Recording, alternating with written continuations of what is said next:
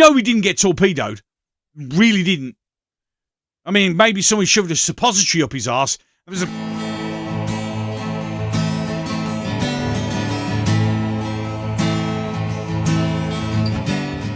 Well, hello, you gorgeous mother truckers. Welcome back to the Inn of Correction. So, Labour have given back the Chagos Islands to Mauritius, who didn't own them in the first place. And I'm going to give you a little bit of a history lesson just to let you know that, right, so, just to let you know that they are literally a small chain of islands. There's about 60 of them in the Chagos archipelago, okay? And the Chagos Islands were originally home to a place called the Chagosians, who in the 1700s were bought as slaves. Now,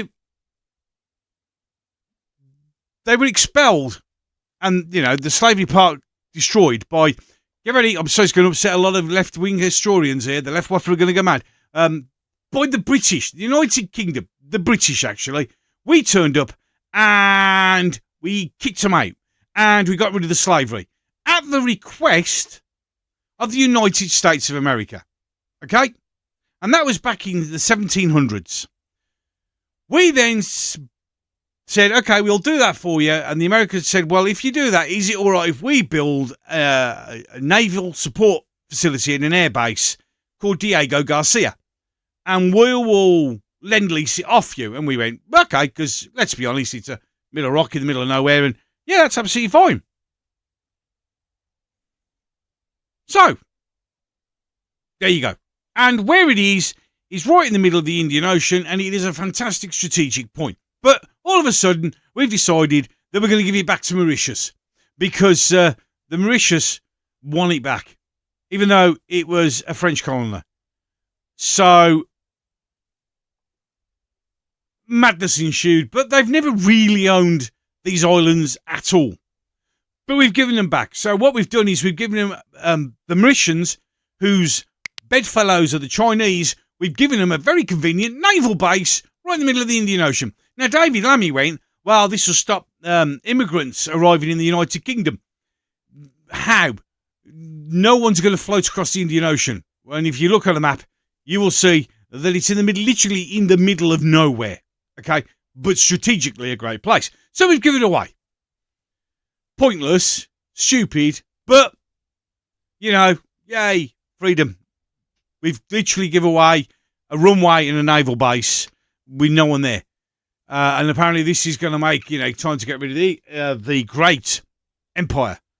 So, of course, this is also now started to worry people who live on Gibraltar and the Falkland Islands, because we've already now heard that the Argentinians are starting to make little noises, okay?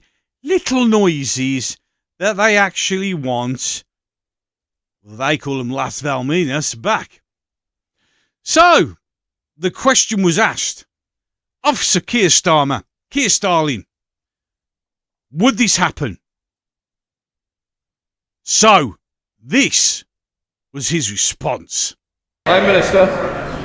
My uncle nearly lost his life when his ship was torpedoed defending the Falklands.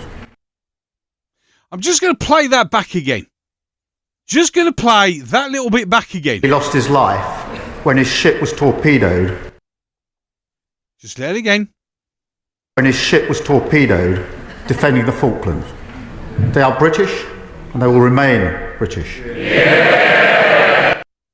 Except, of course, he's lying through his anus.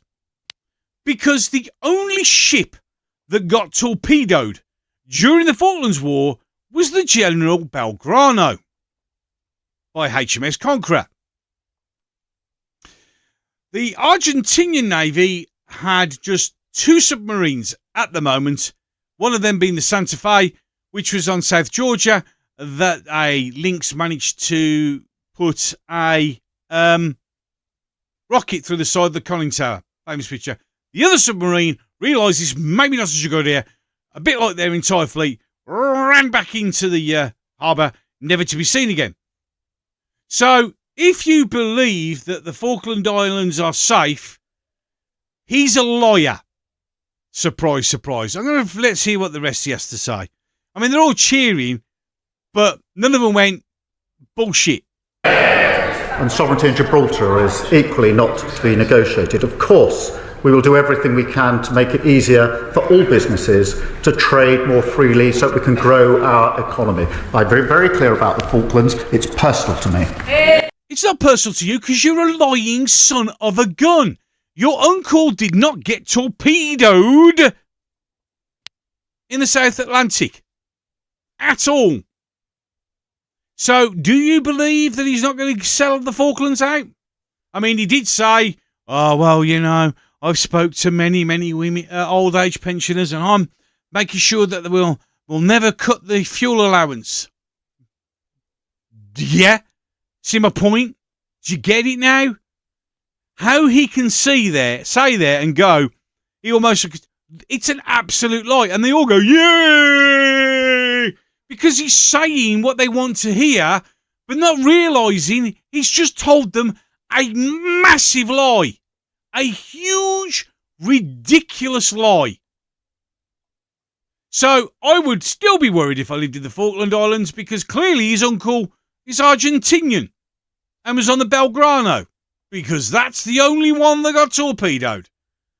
Full of shit, lying again. His scriptwriter clearly had a dream about something.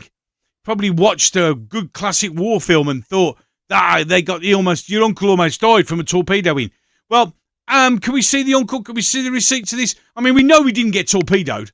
Really didn't. I mean, maybe someone shoved a suppository up his arse. That was the closest thing to being torpedoed, I guess. But again, another example of a two-faced, lying knobhead that he is. Any case, 2 videos over there. If you want to click on there and see the last couple of that I did, down below is the logo. Click on that to subscribe. Give it a like if you want to. It's all up to you. It's been fantastic. 6,000 subs, pushing close to 1 million views.